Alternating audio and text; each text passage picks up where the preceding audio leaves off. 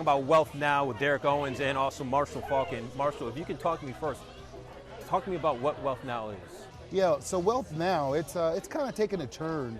You know, people thought just accumulating assets was what you wanted to do to be wealthy, but now it's a whole nother derivative in a sense that you don't want to just accumulate the assets. You want to make sure that you're educated, that you have the financial intelligence to understand exactly what the assets are doing, to make sure that they're working for you, and that you're not relying on just a financial advisor to tell you what's going on in the world.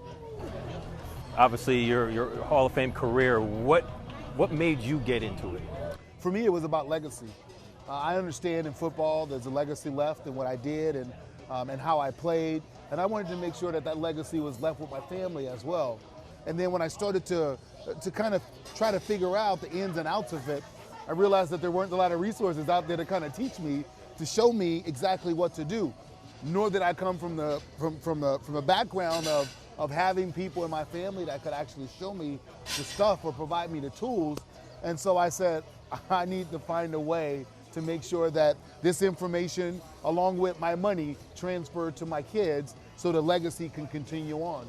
Talk about this financial literacy. How important is it for former players like yourself to get the education about this when their NFL career is over? I think former players, current players, our kids today, when you look at the construct of school, nobody's teaching financial literacy.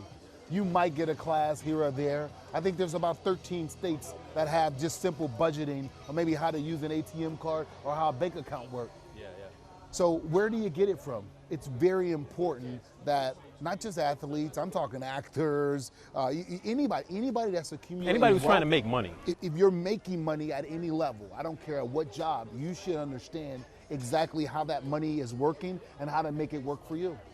When you look at this event right now and knowing that you're doing something, you know, helping other people out dividend-wise, you know, what does that mean to you to use that legacy to your advantage to help other people? Yeah, for me, this is why I do it.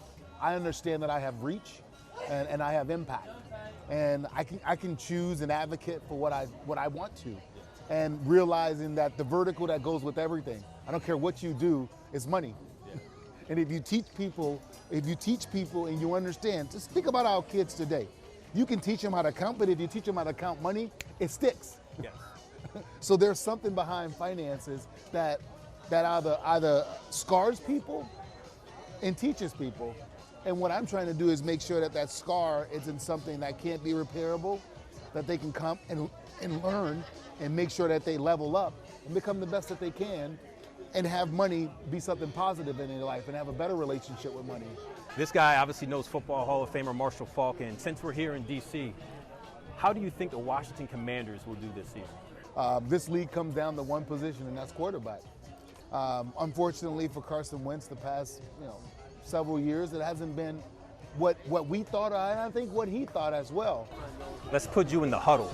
You're the running back, and Carson Wentz is your quarterback. What would you say to Carson Wentz to kind of get overall maybe the negativity that's been in the past, some of the challenges? Yeah, I don't think there's anything that you can say to a guy whom has been through what he's been through. I think about the Rams and what they did. I was not a fan of them going out and getting Matthew Stafford. But a change of scenery sometimes with the right coaching can be a good recipe for success. If Washington can get out of Carson Wentz like the Rams got out of Matthew Stafford, it's going to be one heck of a DMV area, big parade.